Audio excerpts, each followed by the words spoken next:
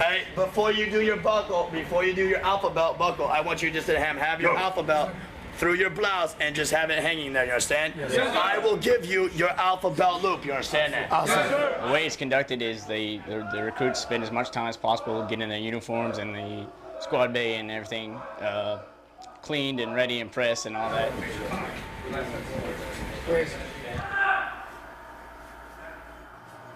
On game days, all the drill instructors and third hats, whatever, get together. They go around there with what's called the detail inspectors. They go through and they do all the fine nitpicking questions and whatnot. Yes, sir. Yes, sir. Yes, sir. Yes, sir. Open contract, sir. Yes, sir. What's the rifle serial number? 10, 28, 12, 16, sir. Yes, sir. Yes, sir. I guess we didn't clean our weapon, did we? Yes, awesome. We didn't take the parts out to make sure our weapon was clean, right? No, sir. Disgusting thing. Awesome. 18, sir. Just crap away from me. Yes, sir. Awesome. See, sir. Really? Really? Yes. I'm still not holding on to the weapon, right? No, sir. Let go! Awesome. Okay, I know you grabbed the smallest sock. Sir. Aye, sir. Five, sir. Aye, sir. Weapon serial number. Sir, this group's weapon serial number 1027. That was an interesting interpretation of inspection officers. Recruits are nervous. They get excited. They forget movements that they know very well. So you put somebody in front of them that they don't know, and they basically have a brain dump and they forget all they've been learning for the past almost 60 days. Yeah, I know you got your IP systems, right? Yes, sir. You will take your overall, the company was impressed with the overall performance of the entire company, not just Platoon 2093. 5, 7, 6, 1, 2, 3.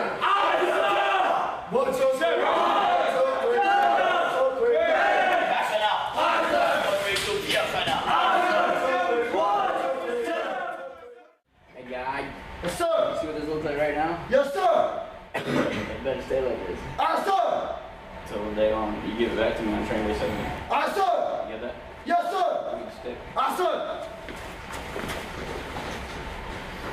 Now the real training begins. Sunday 8 going into training day 48, they actually did become third phase, so they actually they get a red rag now, a red guide on, and that signifies, tells everybody on the base that they are third phase because it's red. So the guide now carries around a red flag. So you see that transition from first and second where he's still really that civilian. Third phase, I mean, he's always getting to that mentoring phase where, yeah, it's starting to come out. You're starting to see that Marine starting to come out of him. This week, basically, in a nutshell, is the recruits' first indoctrination into any kind of field environment, sleeping out in the field, eating MREs on a regular basis, and just not having those comforts that a squad bay or back home provide. When we start off, friggin' the heavies will be up here, spread out throughout the course. Okay, whoever's gonna take the wall, whoever's going to be like beyond the coverts, spread out throughout the course. We'll friggin' once the kids get past here, we'll get up and we'll move down there to where they rush again past the second half of the course. Just your weapons. You will not have the weapon slung while you go through the court. your Kevlar and your face better be inside the daggone dirt as you friggin' low crawl. Do you understand? Let me catch one of you lifting up your friggin' head. We're gonna have friggin' problems. You understand? Now open your mouth! The objective of basic warrior training is to evaluate each recruit successfully in the basic understandings of the fundamentals of maneuver under fire, combat formations, hand and arm signals, day movement, the day movement course, and the night movement course. The day movement course is an obstacle. It's an exercise that we use to help recruits understand what it might be like in a combat situation. There's a lot of different obstacles going on, not just physically, but mentally as well. Faster, crawl faster! Faster! Faster! Faster, PB! The training is very realistic.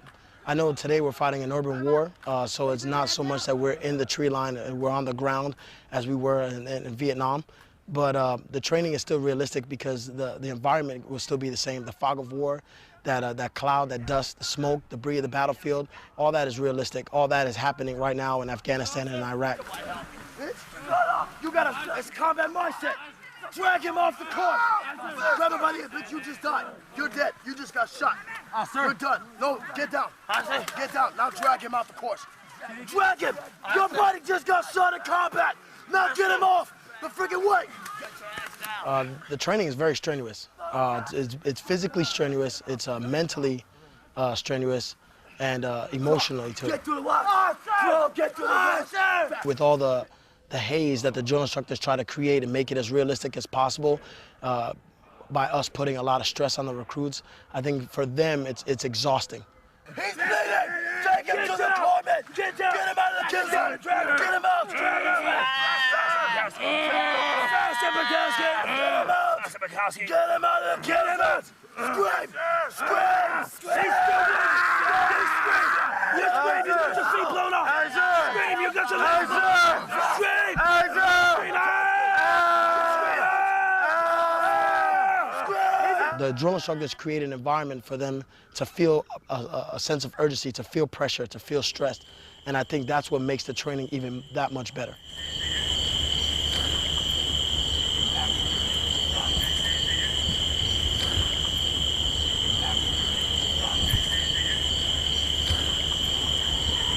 The night movement course is very similar to the day movement course. However, it's a more tactical environment. They have to maintain silence. In the daytime, there's a lot of yelling, there's a lot of screaming, there's a lot of movement on the fire. At night, the focus is to strictly be on being as tactical and as silent as possible in order to be a successful move through the course. Get the casualty out of friggin' them trash right now. Get him up. Get the casualty out of kill zone. Get me out here! Help! Help! Get me out here! Help! Help! At this stage or this phase in recruit training, they're at a mature state, a mature phase. They've pretty much grown. Right now, they're in phase 3. It's an observation phase where we get to see what all the training that they've done throughout recruit training. We get to see the outcome of it. It involves a lot of field training. It involves a lot of them doing things more on their own.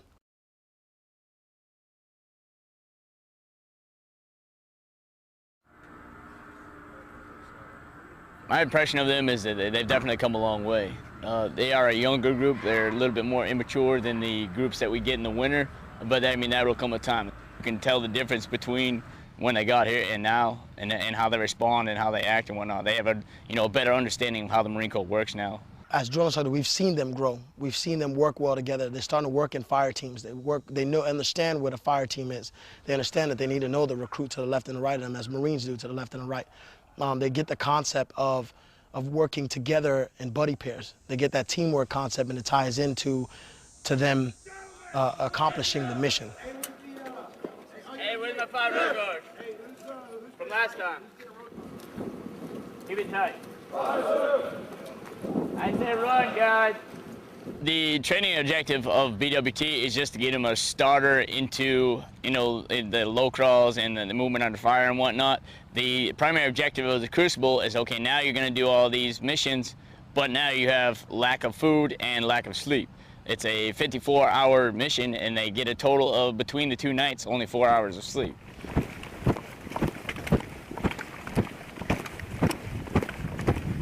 Chow is on you. Do we understand that? Yes, sir. Chow, water, everything is on you. Do we understand that?